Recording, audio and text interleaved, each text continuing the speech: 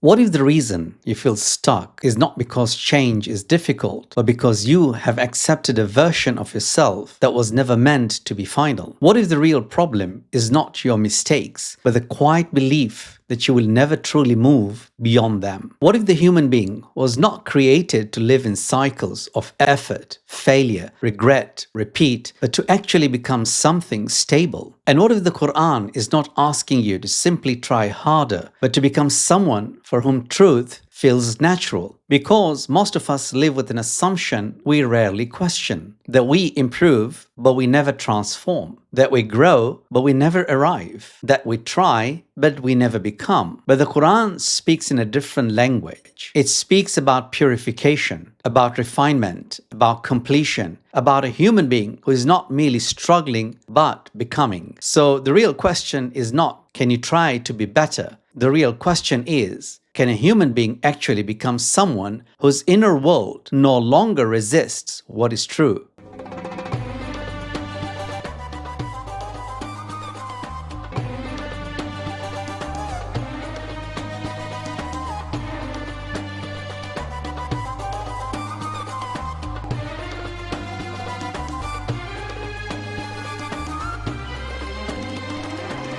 Assalamu alaikum, and welcome back to Reflection, where we explore the Quran through the lens of Tafsir al-Mīzān and where faith is restored to clarity, structure, and moral seriousness. In our previous episode, we reflected on guidance, how every human being is shaped by what they follow, how every life moves in a direction under the influence of something. But that raises a deeper question. If guidance exists, if truth can be known, then what is the human being actually meant to become? Is faith simply a life of effort, of trying, of struggling? Or is it a path that leads somewhere definitive? In this episode of Reflection, we will explore whether perfection is truly possible for the human being, what the Quran means by purification and completion, how the structure of the soul shapes moral transformation, and why the highest form of ethics is not balance alone, but devotion to God. Before we go further, pause for a moment. When you think about becoming better, do you imagine gradual improvement or a complete transformation of who you are?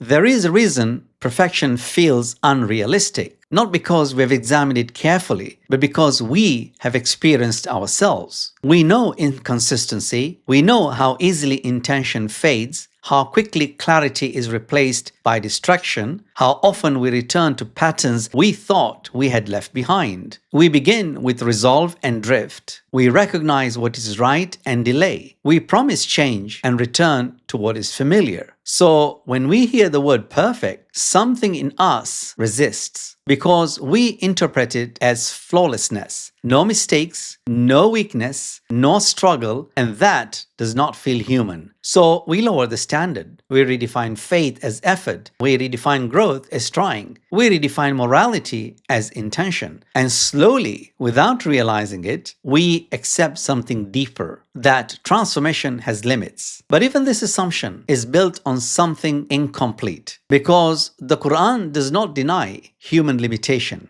It acknowledges it precisely in Surah Al-Baqarah, Surah number 2, verse number 286. Allah does not burden a soul beyond its capacity. This verse is not lowering the standard. It is clarifying something essential, that the path of growth is not beyond you, that what is being asked of you is within your reach. So the problem is not that transformation is impossible. The problem is that we have redefined it. We have reduced it to effort without expectation, to movement without arrival, to struggle without direction. And this is where another layer appears. Even when we pursue ethics, we often pursue it for the wrong reasons, for recognition, for approval, for social acceptance, perhaps to be seen as good. So ethics becomes performance, not transformation. And this is precisely what ʿAllāmah ṭabāṭabāʻī critiques in Tafsir al-Mizan, because an ethical system rooted in society can regulate behavior, but it cannot complete the soul. Pause for a moment. Are you trying to become better, or are you trying to become someone that others recognize as better?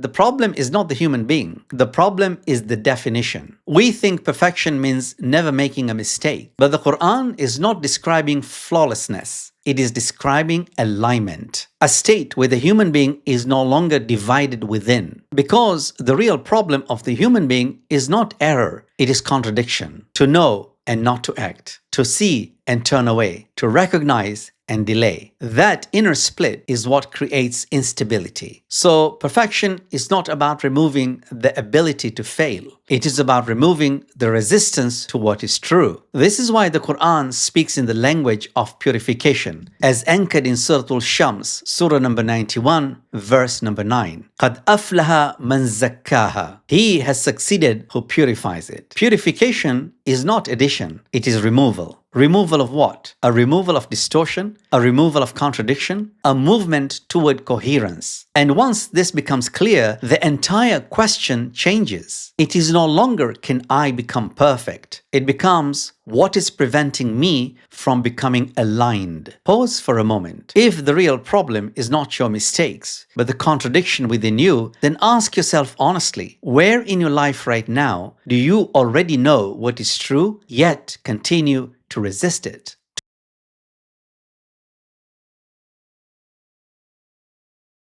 To understand transformation, we need to understand the structure of the soul, because the Quran does not describe the human being as random or undefined. It describes a soul that is formed, proportioned, and capable of direction, as anchored in Surah Al-Shams, Surah number 91, verse number 7 and 8. وَنَفْسٍ وَمَا سَوَّاهَا فَهَلْهَمَهَا فُجُورَهَا وَتَقْوَاهَا. By the soul and the one who proportioned it and inspired it with its wickedness and its righteousness. This verse tells us something essential. The human being is not empty. The capacity for both misalignment and alignment already exists within. And Tafsir al-Mizan explains how that capacity operates through three core faculties: desire, anger, and rationality. Desire drives us towards what we want: comfort, pleasure, attachment. Anger protects us. It pushes us to resist harm, to defend what we value. And rationality allows us to discern, to judge, to recognize what is true. These faculties are not flaws, they are necessary, but they are not automatically balanced. When desire exceeds its limits, it becomes greed. When it weakens, it becomes apathy. When anger exceeds its place, it becomes aggression. When it weakens, it becomes cowardice. And when rationality is distorted, it leads to confusion or self-deception. So the problem is not the faculties. The problem is imbalance. And this is where ethics begins. Ethics is not about suppressing the self. It is about regulating it, bringing each faculty in its proper place. From this balance emerge the core virtues: continence, the discipline of desire; bravery, the balance of anger; wisdom, the clarity of rationality. And when these are harmonized, they produce something higher: justice. Not merely as a social principle, but as an internal state, a condition in which the entire self operates in full harmony. This is the beginning of perfection. Because now the human being is no longer divided. The faculties are no longer competing. They are fully aligned. And through repetition, this alignment stabilizes. What begins as effort becomes inclination. What begins as discipline becomes nature, until the soul no longer struggles against what is right, but lives in it. Pause for a moment. If your desires, your reactions, and your thinking were all brought into balance, what kind of person would you become?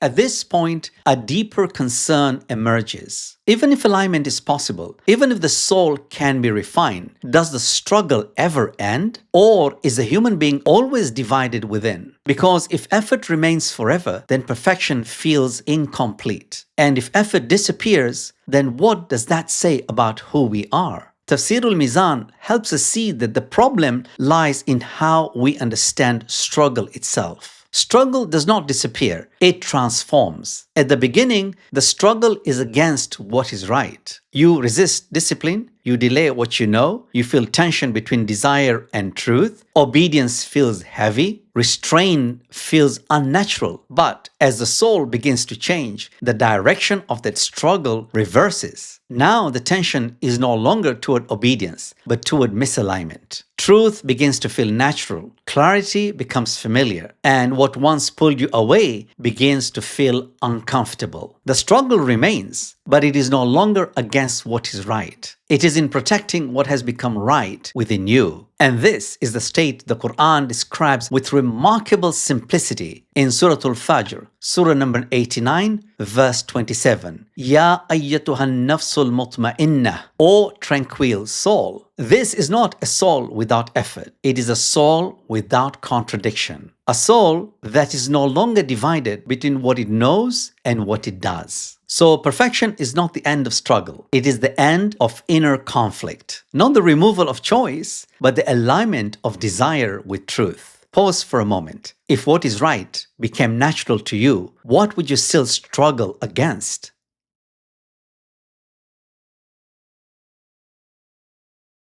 At this point, we need to confront something deeper. Is ethics the final goal, or is it only the beginning? Because everything we've described so far, balance, virtue, alignment, can still remain incomplete. A person can discipline their desires, control their anger, think with clarity, and still be centered on themselves. They may act well, but for recognition. They may live ethically, but for approval. They may pursue balance, but for personal stability. And this is where Tafsir al-Mīzān takes us further. It distinguishes between two fundamentally different systems, a human-centered ethics and a God-centered ethics. The first seeks order, the second seeks proximity. In a human-centered system, virtue is pursued for its outcomes, for harmony, for success, for being seen as good. But in divine ethics, the question changes. It is no longer, is this beneficial? It becomes, does this bring me closer to God? And this shift transforms everything. Because now, virtue is no longer external. It becomes relational. Every action, every intention, every decision is no longer evaluated by how it appears, but by where it leads, towards Him or away. And this is where perfection reaches its highest form. Because the human being is no longer trying to become balanced, but to become devoted. No longer trying to refine the self, but to orient the self entirely toward God. The Qur'an captures this orientation with striking clarity as anchored in Surah Al-An'am, Surah number 6, verse 162. قُلْ إِنَّ الصَّلَاةِ وَنُسُكِي وَمَحْيَايَ وَمَمَاتِي لِلَّهِ رَبِّ الْعَالَمِينَ. Say, indeed, my prayer, my sacrifice, my living, and my dying are for Allah, Lord of the worlds. At this level, something profound happens. Actions that once felt ordinary become acts of devotion. Restraint becomes worship. Patience becomes closeness. Even difficulty becomes meaningful. Because everything is now directed toward a single purpose. And the soul reaches a state of contentment. Not because life becomes easy, but because life becomes unified. There is no longer fragmentation, no longer competing aims, no longer divided intention, only direction. And this is the completion of ethics. Not balance alone, but proximity. Pause for a moment. Are your efforts to improve yourself ultimately centered on you or on your relationship with God?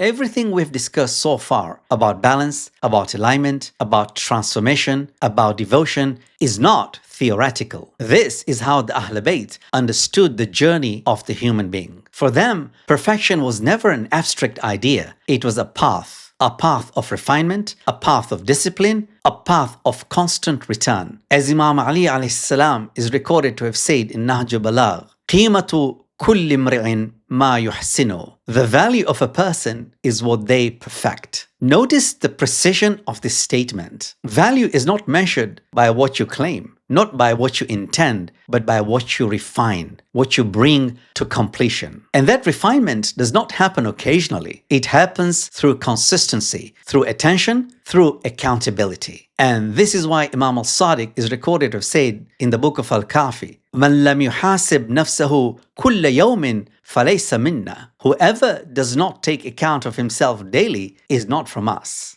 Daily reflection, daily correction, daily return. Because the danger is not failure. The danger is allowing misalignment to settle, allowing contradiction to remain unexamined, allowing patterns to become identity. The ahlulbayt never taught that perfection is instant. On the contrary, they taught that it is built slowly. How? Deliberately, consistently, until alignment becomes natural, until devotion becomes effortless, until the soul no longer resists what it knows to be true. And this is how perfection is reached. Not by avoiding struggle, but by refusing to remain divided. So, if we step back from everything we've explored, 4 things become clear. First, perfection is not flawlessness. It is alignment, not the absence of mistakes, but the absence of inner contradiction. Second, the human soul is not random. It is structured. Desire, anger, and reason are meant to be balanced, not suppressed, not ignored, but governed. Third, ethics is not complete when it produces good behavior. It is complete when it produces direction, a life oriented toward God, not toward approval. Fourth, the highest form of perfection is not balance alone, but devotion. A state where every action, every intention, and every moment moves you closer to Him. Because in the end, the question is not whether you are improving. The question is, who are you becoming? In our next episode, we take this one step further. If the human being can transform, if alignment is truly possible, then one question remains. Is human guidance enough? Can we find the path through reason, experience, and reflection alone? Or does true transformation requires something beyond us? Do humans really need religion? We'll explore that next, inshallah. Thank you for joining me in this episode of Reflection. If this made you pause, if it made you think differently, share it with someone who is searching. And if you haven't already, subscribe to the channel so these reflections can continue to grow. Until next week, wassalamu alaikum wa rahmatullah.